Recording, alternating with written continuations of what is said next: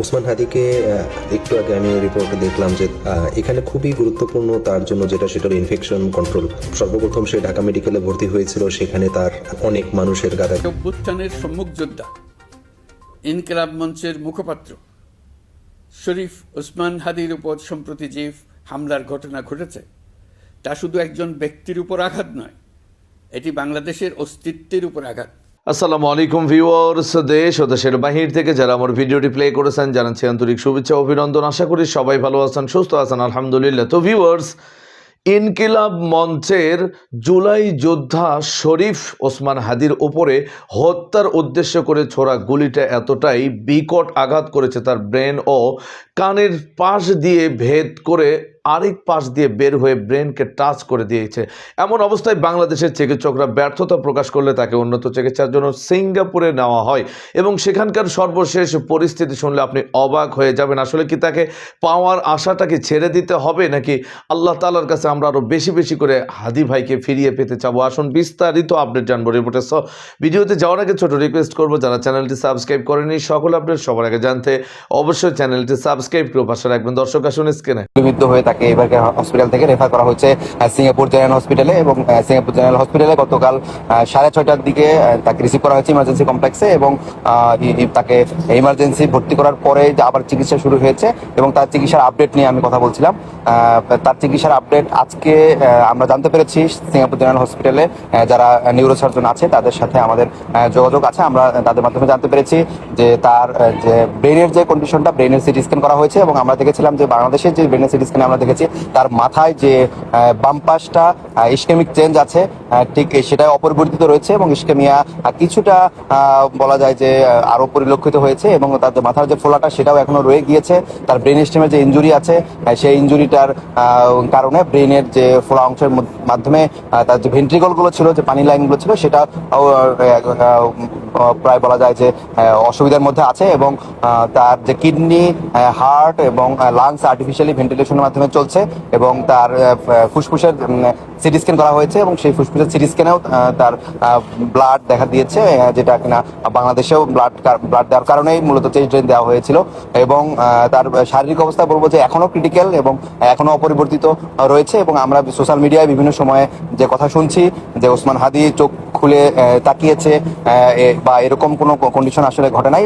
মূলত ওসমান হাদির কন্ডিশন এখনো ক্রিটিক্যাল এবং তার কন্ডিশন অপরিবর্তিত রয়েছে এবং যেভাবে তার জিসিএস ছিল E1VT3 সেটাই মূলত এখনো আছে এবং আমরা আশা করি যে ওখানে সিঙ্গাপুর জেনারেল হসপিটালে তার যে বিভিন্ন মনিটরিংগুলো ছিল সেই মনিটরিংগুলো এখনো কন্টিনিউসলি করা হচ্ছে এবং আমরা দেখতে পাচ্ছি যে আসলে তার শারীরিক অবস্থা অবনতি হয় নাই বা উন্নতিও আমরা খেয়াল করি নাই। তার অবস্থা স্ট্যাটিক আছে এবং তার জ্ঞান ফিরে আসার সম্ভাবনা যদি আমরা বলি তাহলে চিকিৎসকরা বলেছে এখনো আসলে আমরা ওইভাবে অ্যাসেস করতে পারছি না যে আসলে কি হবে, তবে আল্লাহ চাইলে তো সব মিরাকল ঘটাতে পারেন এবং আমরা চাই যে শরীফ ওসমান হাদির মতো বলিষ্ঠ কণ্ঠস্বর বাংলাদেশের জন্য, বাংলাদেশের জাতির জন্য আসলে খুব বেশি দরকার এবং আমরা সবাই দোয়া করব তার শারীরিক অবস্থা যে পর্যায়ে আছে সেই পর্যায়ে থেকে যাতে কামব্যাক করে এবং সে স্টিল ফাইট করছে এবং আমরা চাই যে আসলে সে কামব্যাক করে আসুক এবং আমরা আরেকটা ব্যাপার আলোকপাত করবো যে সোশ্যাল মিডিয়ায় তাকে নিয়ে যে বিভিন্ন সময়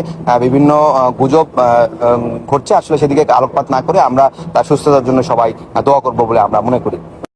এই আনন্দের দিনে গভীর বেদনার সঙ্গে জানাচ্ছি জুলাই অভ্যুত্থানের সম্মুখ যোদ্ধা, ইনকিলাব মঞ্চের মুখপাত্র শরীফ ওসমান হাদির উপর সম্প্রতি যে হামলার ঘটনা ঘটেছে, তা শুধু একজন ব্যক্তির উপর আঘাত নয়, এটি বাংলাদেশের অস্তিত্বের উপর আঘাত, আমাদের গণতান্ত্রিক পথ চলার উপরে আঘাত।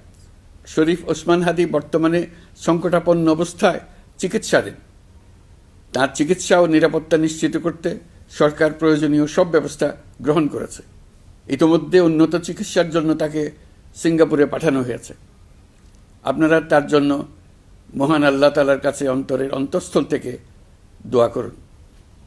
সরকার এই ঘটনাকে অত্যন্ত গুরুত্বের সঙ্গে দেখছে। ঘটনার সঙ্গে জড়িতদের প্রাথমিকভাবে চিহ্নিত করা গেছে। আমি দেশবাসীকে আশ্বস্ত করতে চাই, যারা এই ষড়যন্ত্রে জড়িত তারা যেখানেই থাকুক না কেন তাদের কাউকে ছাড় দেওয়া হবে না। আমি পরিষ্কারভাবে বলতে চাই, পরাজিত শক্তি ফ্যাসিস্ট টেররিস্টদের এই অপচেষ্টা সম্পূর্ণভাবে ব্যর্থ করে দেওয়া হবে। ভয় দেখিয়ে, সন্ত্রাস ঘটিয়ে বা রক্ত ঝরিয়ে এদেশের গণতান্ত্রিক অগ্রযাত্রা কেউ থামাতে পারবে না। আওয়ামী লীগগুলো ততক্ষণ ভালো যতক্ষণ পর্যন্ত সুবিধাজনক অবস্থানে থাকে। প্রমাণ এটা বলে শেষ করি, এই যে দেখেন আমি অবাক হই, মানে আওয়ামী লীগ তো এতদিন একটা ভাব নিছে কি গিলে করা পাঞ্জাবি পরবে, একটা পাশে চটি ব্যাগ থাকবে, সিথি করে চুল আঁচড়াবে, হ্যাঁ, এরপরে একটু একটু রবীন্দ্রনাথ করবে, শান্তিনিকেতনী ভাষায় বলবে, অশুদ্ধ অশ্লীল একদমই বলা যাবে না। এই করে করে করে করে আসাদুজ্জামান নূর শুধু গণহত্যাই করবে না, তার গাড়ি বহরে যারা হামলা করছে তাদেরকে গুম করছে, খুন করছে। এই যে ছায়ানটি, এই যে উদিচি, এই পুরো গ্রুপটা তাদের প্রোডাক্ট করা। এই যে হুমায়ুন আহমেদের সাহেবের যে নাটক করতো আমির খসরু কি জানি, খসরু ভুলে গেছি, স্বাধীন খসরু, ভাবেন 54 বছর বয়স এই স্টুপিডটার। মানে আওয়ামী লীগ যে কত বড় স্টুপিড হইতে পারে ওদের সব গেছে। মানে ওরা এই দুনিয়ার সমস্ত নারী অধিকারের তো টেন্ডার নিয়ে আসছে, নারী অধিকার নিয়ে কথা বলবে, ওরা সংস্কৃতি কর্মী। এই যে একজন মহিলা উপদেষ্টা তার ছবিটা পিছনে রাইখা যেই ভাষায় যা বলতেছে, এইটা তো ছাপরি বললেও হয় না, এটা দুনিয়া কোথাও নাই, এটা কোনো ক্লাসই নাই। মূলত আওয়ামী লীগ এই ক্লাসেই বিলং করে। তো আওয়ামী লীগ যে এই ক্লাসে বিলং করে এইটা যাতে ধরা না পড়ে, এই জন্য তারা এইরকম গিলে করা পাঞ্জাবি, অনেক বুদ্ধিজীবী তাত্ত্বিক, এই যে তাদেরকে দিয়ে দিয়ে দিয়ে দিয়ে প্রচুর ভেগ কথাবার্তা বলাইতো। আপনি অর্ধেক বুঝবেন অর্ধেক বুঝবেন না, আলো আধারি ভাষা, চর্যাপদের মতো, মানে বিরাট একটা তাত্ত্বিক ব্যাপার। এই বলে বলে তারা বাঙালি জাতীয়তাবাদের নামে বাংলাদেশকে টুঙ্গিপাড়ার কলোনি বানাইছিল। আমাদেরকে এখন যেটা করতে হবে, সেই কলকাতা এবং টুঙ্গিপাড়ার কলোনিয়ালিজম ভেঙে ঢাকার বাংলাদেশ গড়ে তুলতে হবে। আর বাংলা মানে আর এখন আর কলকাতা না, বাংলা মানেই বাংলাদেশ।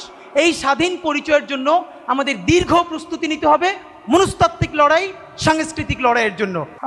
প্রত্যেকটা অপরাধের সাথে যারা জড়িত থাকার পরেও এখন পর্যন্ত যাদের বিরুদ্ধে কোনো প্রশাসনিক ব্যবস্থা নেওয়া হয় নাই, এবং তারা একদম বহাল তবিয়তে শুধু ঘুরেই বেড়াচ্ছে না, তারা বরং একটা প্রতি বিপ্লব করবে, এই করবে সেই করবে, এগুলো বসে বসে প্ল্যান করছে।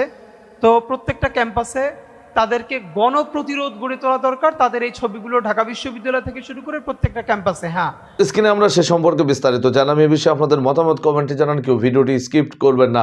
ওসমান হাদিকে কিলিং মিশন একটা ভারতীয় এজেন্ডা মাত্র। কিছু টাকার লোভেই এই ফয়সাল নামক যে শুটার কাজটি করেছেন তার বাবা মায়ের কাছ থেকে তথ্য এমনটিই পাওয়া যাচ্ছে, টাকার লোভেই ওসমান হাদিকে। এটা শুধু ভারতের এই ওসমান হাদি টার্গেট নয়, এরপর কে কে আছে পরবর্তী এপিসোডে আমরা আলোচনা করবো। আসুন আপাতত জানবো যে এই সূত্রপাত কোথা থেকে হয়েছে ঘটনার বিস্তারিত। প্রধান নির্বাচন কমিশনারের একটা বক্তব্য জনাব ওসমান হাদির আহত হওয়া নিয়ে ছড়িয়ে পড়েছে সামাজিক মাধ্যমে।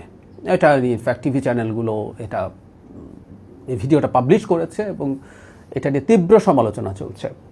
হওয়ার কথা আসলে, কিন্তু শুরুতে একটু বলে রাখি, সিএসসির সদিচ্ছা নিয়ে আমি আসলে প্রশ্ন করছি না। আমি বোঝার চেষ্টা করলাম, তার বক্তব্যটা আমি কয়েকবার শুনলাম, বোঝার চেষ্টা করলাম তিনি আসলে ঠিক কী কারণে এই ধরনের একটা বক্তব্য দিয়েছেন। আমি ব্যক্তিগতভাবে মনে করি সিএসসি ভুল করেছেন, এতে কোনো সন্দেহ নেই। কিন্তু আমি আবারও বলছি, তিনি কোনো অসৎ উদ্দেশ্যে এটা বলেছেন, তার সদিচ্ছা নেই, এরকম মনে হয়নি আমার কাছে।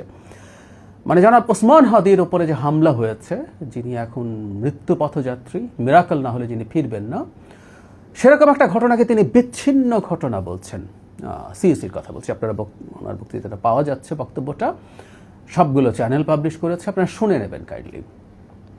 তিনি বলছেন নির্বাচনকে কেন্দ্র করে বাংলাদেশে এই ধরনের ঘটনা ঘটে। তিনি আসাদুল্লাহ মাস্টারের উদাহরণ দিয়েছেন, তিনি জনাব কিবরিয়ার উদাহরণ দিয়েছেন।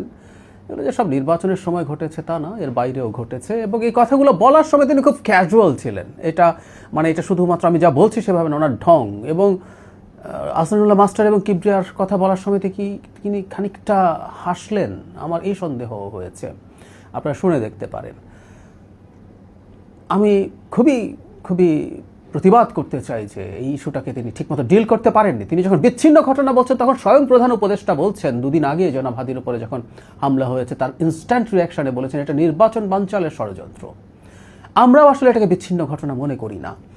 আমি ধারণা করি সিএসসি এই জিনিসটা বোঝেন না তা না, কিন্তু তিনি সম্ভবত মানুষকে আশ্বস্ত করতে গিয়ে এই কথাগুলো বলেছেন যে এটা বিচ্ছিন্ন ঘটনা, এরকম ঘটতে পারে, কিন্তু নির্বাচন হবে। পরবর্তীতে তিনি কিভাবে আইনশৃঙ্খলা রক্ষাকারীর বাহিনীর সর্বোচ্চ পদে থাকা লোকজনকে নিয়ে বসেছেন, তাদেরকে নিয়ে কী করতে চান করেছেন, সব কিছু বলে মানুষকে আশ্বস্ত করার চেষ্টা করেছেন। সো বিচ্ছিন্ন ঘটনা বক্তব্যটা সম্ভবত সেই উদ্দেশ্যে বলা যাতে মানুষ প্যানিকড না হয়ে যায়, কিন্তু এটা কোনোভাবেই সঠিক পথ হয়েছে বলে আমি মনে করি না। এটার গুরুত্ব স্বীকার করা এবং সেটা অনুযায়ী তারা ব্যবস্থা নিচ্ছেন, সেই রকম বক্তব্যই রাদার জনগণকে আশ্বস্ত করতে পারে বলে আমি মনে করি। বরং এখন যে ধরনের কথা তিনি বলেছেন তাতে এই যে একটা মারাত্মক ঘটনা ঘটে গেল, সেই ঘটনাকে তিনি আন্ডারমাইন করছেন, তিনি ছোট করে দেখছেন। এবং যদি ছোট করে দেখেন কেউ, মানে এই ঝুঁকিটা কোন জায়গায়, সিইসি যদি মনে করেন যে এটা তেমন গুরুত্বপূর্ণ ঘটনা না, এটা তেমন বড় ঘটনা না, তাহলে কিন্তু তার সতর্কতা সেই অনুযায়ী হবে না, এটাকে বিচ্ছিন্ন ঘটনা মনে করলে। এটাই আমাদের ভয়। দর্শক, স্ক্রিনে আমরা সে সম্পর্কে বিস্তারিত জানলাম। সো ভিডিও এই পর্যন্ত, ভালো লাগলে লাইক অ্যান্ড কমেন্ট করবেন। দেশের সকল আপডেট সবার আগে জানতে অবশ্যই চ্যানেলটি সাবস্ক্রাইব করে পাশে রাখবেন। দেখা হবে পরবর্তী ভিডিওতে ইনশাআল্লাহ। আসসালামু আলাইকুম ওয়া রাহমাতুল্লাহ।